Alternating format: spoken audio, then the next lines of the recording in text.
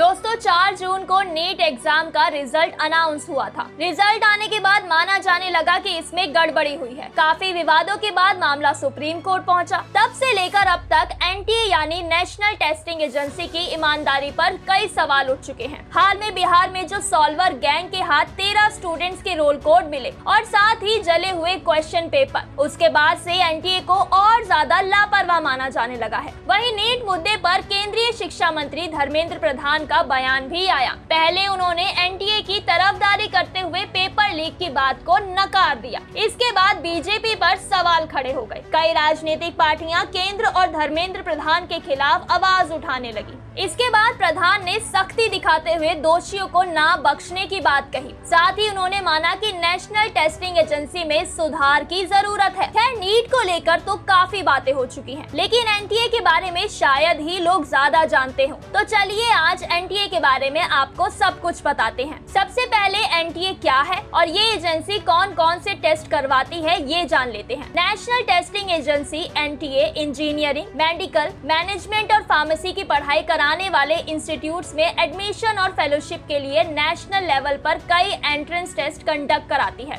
ये ministry of education के higher education department के अंडर आने वाली एक इंडिपेंडेंट एजेंसी है। एनटीए की धरोहर नवंबर 2017 में रखी गई थी। फाइनेंस मिनिस्टर ने 2017 के बजट स्पीच में एनटीए को स्थापित करने के बारे में घोषणा की थी। इसके बाद कैबिनेट से इसे मंजूरी मिल गई थी। वहीं सरकार ने विनीत जोशी को एजेंसी का पहला डीजी यानी डायरेक्टर जनरल अपॉइंट किया था। ये तो बात हुई एनटीए के बनने की, पर एनटीए का मेन काम अलग अलग एग्जाम करवाना है। तो ये भी जान लेते हैं कि एनटीए कौन कौन से एग्जाम करवाती है। 7 जुलाई 2018 को union human resource development minister Prakash Javadekar ने एक प्रेस कॉन्फ्रेंस में बताया कि एनटीए जेईई मेन और नीट यूजी एग्जाम साल में 2 बार कंडक्ट करेगा। इसके साथ ही उन्होंने बताया कि एनटीए नेशनल एलिजिबिलिटी टेस्ट यानी NET, common management admission test यानी सीएमएटी और ग्रेजुएट फार्मेसी एप्टीट्यूड टेस्ट यानी जीपीएटी भी कंडक्ट करेगा। इसके अलावा एनटीए कई और एग्जाम भी करवाती है।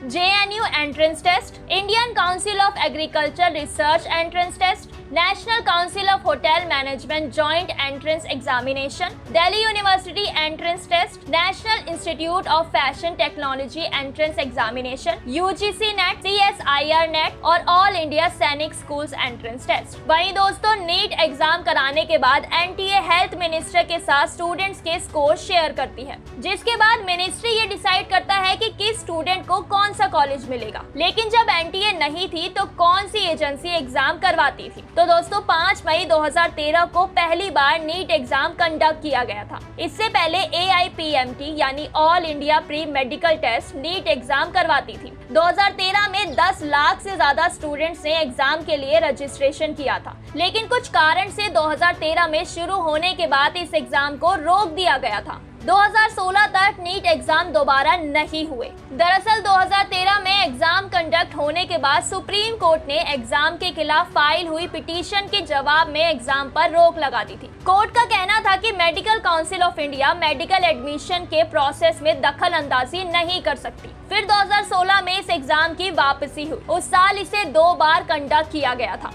फिर 2017 में नीट ने पूरी तरह से AIPMT की जगह ले ली। इसके साथ ही स्टेट लेवल पर कंडक्ट की जाने वाली मेडिकल एंट्रेंस टेस्ट भी बंद कर दिए गए। 2013 से 2018 तक ये एग्जाम कराने की जिम्मेदारी CBSE के पास थी, लेकिन 2019 के बाद से एनटीए को नीट परीक्षा कराने का जिम्मा दे दिया गया। तो दोस्तों ये थी पूरी कहानी एनटीए की। वहीं अब एनटीए पर नीट में हुए स्कैम को लेकर सवाल उठ रहे हैं। खैर, आपका एनटीए के बारे में क्या कहना है हमें कमेंट सेक्शन में जरूर बताएं।